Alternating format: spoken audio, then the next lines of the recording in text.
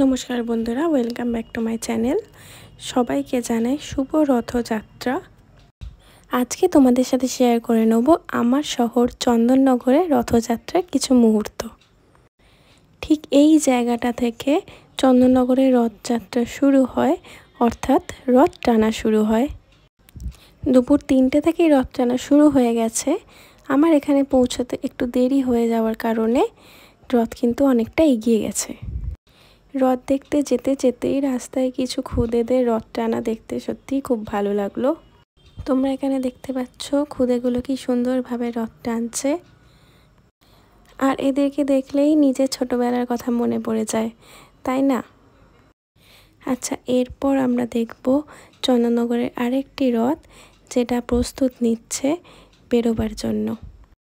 তোমরা এখানে দেখতে পাচ্ছ কি সুন্দরভাবে রথটিকে সাজানো হয়েছে এবং সাজানোর কাজ এখনো চলছে। এরপর আস্তে আস্তে আমরা আমাদের চন্দননগরের বড় রথের দিকে এগিয়ে চলছি। তোমরা এখানে দেখতে পাচ্ছ আমাদের চন্দননগরের রথটিকে।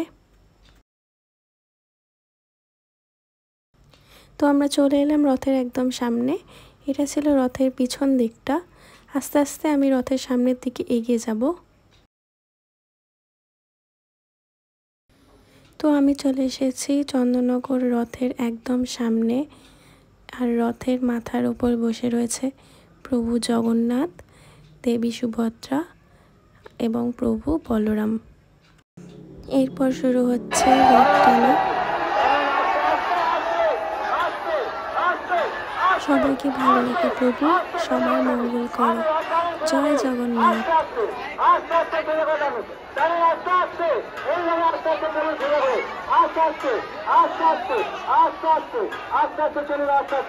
এইবার পূর্ব দিকে চলে যান, এইবার পূর্ব দিকে চলে যান, আস্তে আস্তে পূর্ব দিকে টানতে টানতে পূর্ব দিকে, টানতে টানতে পূর্ব দিকে, টানুন টানুন টানুন, জগন্নাথ মহাপ্রভু টানুন, আস্তে আস্তে টানুন, আস্তে আস্তে আস্তে আস্তে আস্তে আস্তে আস্তে আস্তে আস্তে আস্তে আস্তে পূর্ব দিক করে টানুন, আস্তে আস্তে পূর্ব দিক দিয়ে টানুন, হ্যাঁ আস্তে আস্তে এইভাবে আস্তে আস্তে পূর্ব দিক করে টানুন, টানুন পূর্ব দিক করে, টানুন পূর্ব দিক করে, টানুন পূর্ব দিক করে, টানুন আস্তে আস্তে পূর্ব দিক করে, টানুন আস্তে আস্তে পূর্ব দিক করে, টানুন আস্তে আস্তে পূর্ব দিক করে, আরো পূর্ব দিকে, আরো পূর্ব দিকে টানুন, টানুন একদম পূর্ব দিক করে টানুন, টানুন পূর্ব দিক করে, টানুন পূর্ব দিক করে, টানুন পূর্ব দিক করে, একদম পূর্ব দিকে, একদম পূর্ব দিকে, একদম পূর্ব দিকে, টানুন পূর্ব দিক করে, টানুন পূর্ব দিক করে, টানুন পূর্ব দিক করে, টানুন একদম আস্তে আস্তে এইভাবে আস্তে আস্তে পূর্ব দিক করে টানুন, একদম দুটো দিকে একদম পূর্ব দিকে করে নিয়ে আস্তে আস্তে পূর্ব দিক করে টানুন, টানুন পূর্ব দিক করে, টানুন পূর্ব দিক করে, টানুন পূর্ব দিক করে, টানুন পূর্ব দিক করে, টানুন পূর্ব দিক করে, টানুন পূর্ব দিক করে,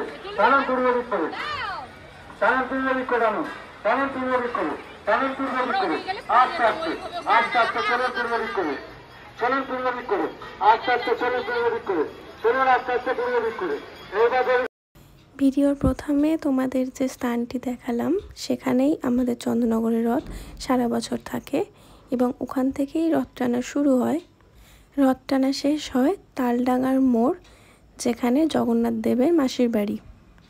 আমাদের চন্দননগর রথের একটা অদ্ভুত নিয়ম আছে। তালডাঙ্গার মোড়ে যখন রথটি এসে থামে, ঠিক তারপরেই জগন্নাথ দেবের পুজো হওয়ার পর প্রভু জগন্নাথ, দেবী সুভদ্রা ও প্রভু বলরামকে কাঁধে করে নিয়ে চলে আসা হয় আমাদের গঞ্জের বাজারে জগন্নাথ বাড়িতে। কিভাবে জগন্নাথ দেবকে নিয়ে আসা হয় কাঁধে করে, সেই ভিডিও তোমাদের জন্য থাকছে। তার জন্য তোমাদের ভিডিওটা কিন্তু শেষ পর্যন্ত দেখতে হবে। তো বাড়ি ফিরতে ফিরতে চন্দননগরের আরও কিছু রথ আমাদের শহরের রাজপথ দিয়ে যাচ্ছে। সেই রথের ছবি তোমাদের সাথে শেয়ার করে নিলাম।